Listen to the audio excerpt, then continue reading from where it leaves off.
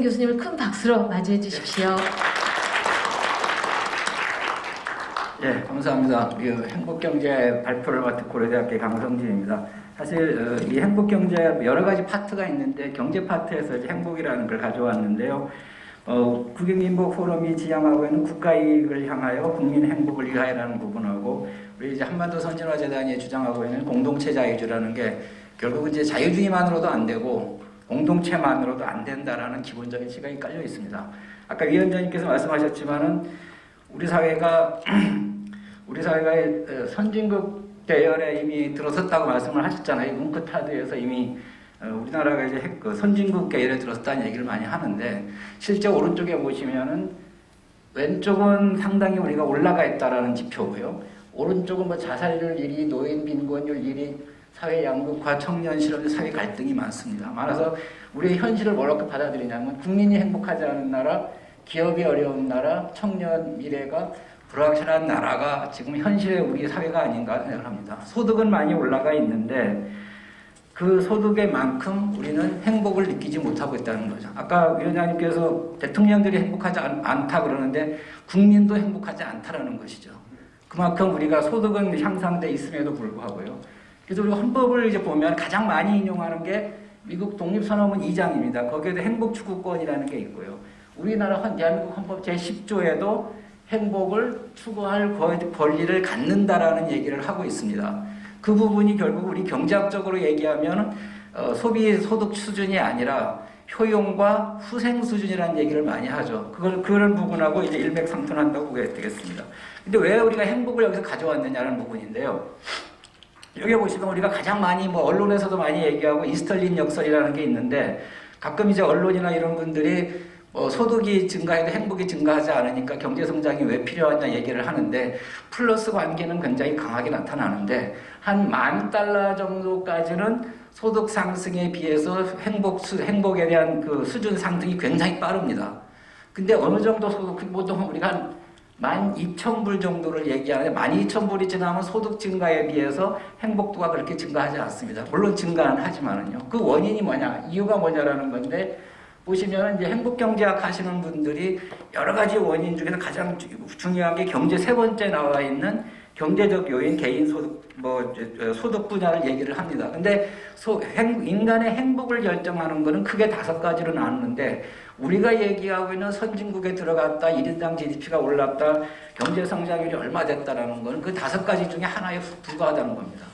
그래서 선진국이 되면 될수록 주변 사람이 어떻게 살고 있는지, 나의 삶의 질이 어떤지, 다른 사람들이 어떤 식으로 살고 있는지에 관심을 많이 가지면서 그것이 내 자신에 대한 행복에 영향을 준다는 겁니다.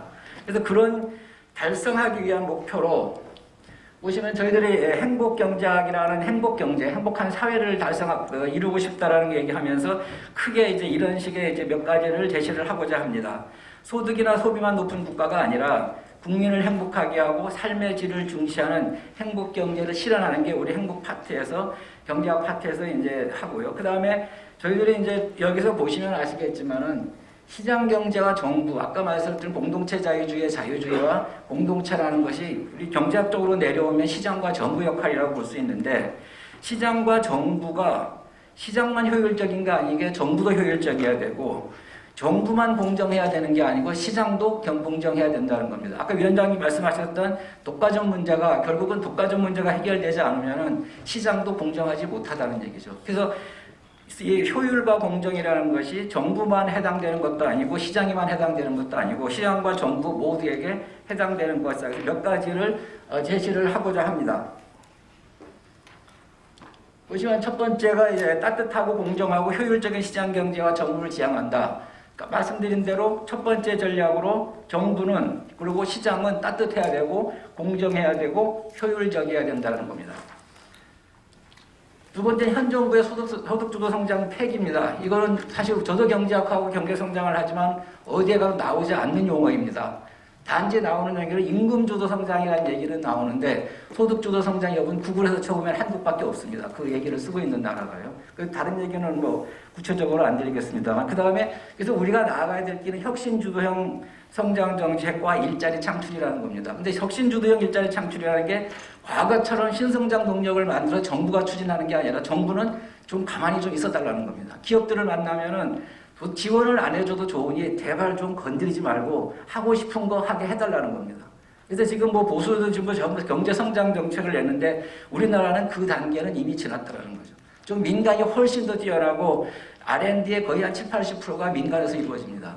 그래서 민간한테 좀 내버려둬라. 단지 정부가 해야 될 거는 아까 여기 밑에 보시면은 기후변화나 에너지 전환과 디지털 전환 과정에서 나타나는 여러 형태의 위험이나 고비용에 대해서 정부가 그걸 지원해 줘야 된다는 부분하고요. R&D, 기초 R&D 같은 경우는 민간이 할 수 없기 때문에 정부가 해야 된다라고 하는 차원에서 이제 우리 이렇게 기업가형 국가라 그러죠. 그 부분을 얘기를 하고 있고요. 그 다음에 이제 일자리입니다. 일자리 문제는 뭐 굉장히 많은데 첫 번째 거는 이제 경제 성장 부분인데 이거는 그냥 민간한테 좀 놔둬라라는 얘기를 하는 거고요. 2, 3, 4, 5는 정부가 많이 개입돼야 됩니다. 근데 우리가 저도 뭐 우리 제자들 중에도 이제 애 낳고 키우는 학생이 있는데 가장 많이 주장하는 게 이 여성 일자리 중에서 보면은 제일 마지막에 제가 한번 넣어본 건데 차라리 임신을 하면은 임신 몇 개월이 지나면 차라리 어린이집부터 좀 그거를 하나의 지방자치단체 차원에서 만들어주자. 하나의 생태계를 만들어주는 거죠. 애 낳으면서 어디를 보내야 되고 몇 시에 끝나고 이런 걸 고민할 필요 없이 정부가 만들어주자는 거죠. 그럼 보면은 여러 가지 있습니다만 그것만 말씀을 드리겠습니다. 그 다음 우리가 노동시장 얘기를 많이 하는데요. 그 표를 보시면은 150개 국가 중에서 정리해고비용, 고용 및 해고 관행, 노사관계 협력 이 부분은 다 100위가 넘습니다. 이건 고쳐져야 됩니다. 그게 글로벌 스탠다드에 안 맞는다는 얘기죠. 그래서 저 두 가지를 줬습니다. 지금 52시간과 이제 그 최저임금 얘기 나오는데요. 그거는 가야 됩니다. 우리가 근로기준법상으로는 40시간이에요. 그러니까 그걸 왜 주장을 하냐면 이걸 가긴 가야 되는데 이거를 좀 유연하게 해주자는 거죠. 1년 단위, 사업장 단위. 그래야지 서양 애들처럼 1년에 한 달씩 휴가를 갈 수 있다는 거죠. 지금 휴가를 못 갑니다. 하루 이틀 휴가 갈 수밖에요. 그 다음에 오른쪽에는 노동시장의 유연성만 강조하지 말고 안정성도 같이 주장하자는 여러 가지 우리 팀에서 대안을 해주셨는데요. 그래서 이제 유연성도 중요하지만은 거기에 대해서 상대적으로 안정성도 고려해달라는 거죠.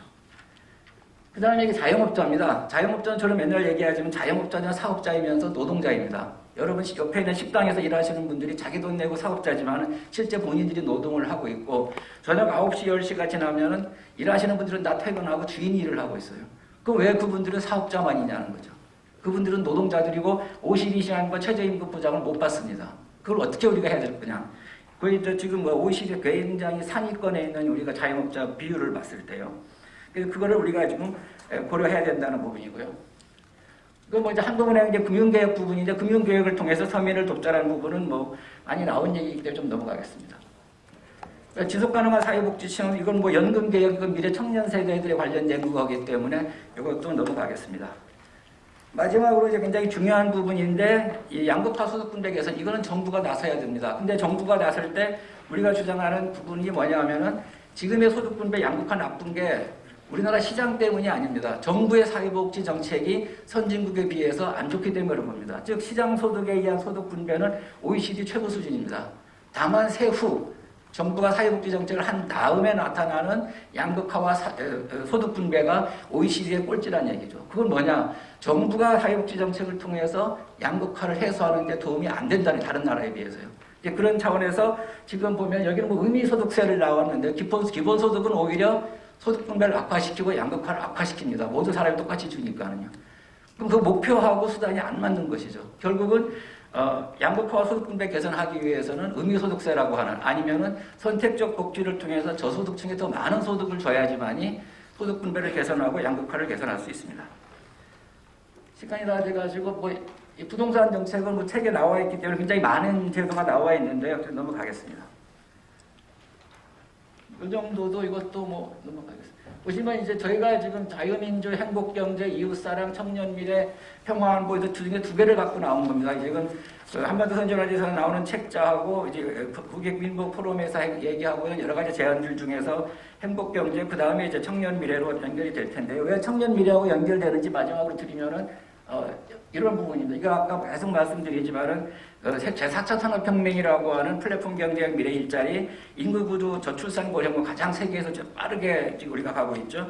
그 다음에 에너지 전환, 에너지 기후 위기, 그 다음에 대학 지역의 쇠퇴 소멸 이런 문제를 해결하는 게 결국 뭐냐? 이 문제를 해결하지 않으면 청년의 미래가 없다라는 것이죠. 그런 부분에서 이 부분을 저희들이 이제 다음 정태경 교수님께서 청년 관련된 이런 얘기를 하실 겁니다.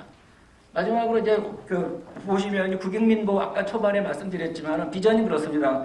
국익민보 포럼 국익민복이 지향하는 게 국가 이익을 향하여 국민 행복을 위하여라는 거고요. 밑에 책자에 한반도 선진화재단의 최근에 119개의 공약을 묶어서 만든 책자가 있습니다. 거기에도 가장 주장하는 게 이러한 그 비전은 결국은 공동체 자유주의, 즉 시장만도 아니고 정부만도 아니고 같이 가는데 따뜻하고 효율하고 공정한 것은 시장도만 해당이 되는 게 아니라 정부도 해당이 된다. 그런 차원에서 두 포럼이 오늘 아주 좋은 제안들을 하고 있는 것이라고 생각을 하고 있습니다. 이 정도로 하겠습니다. 감사합니다.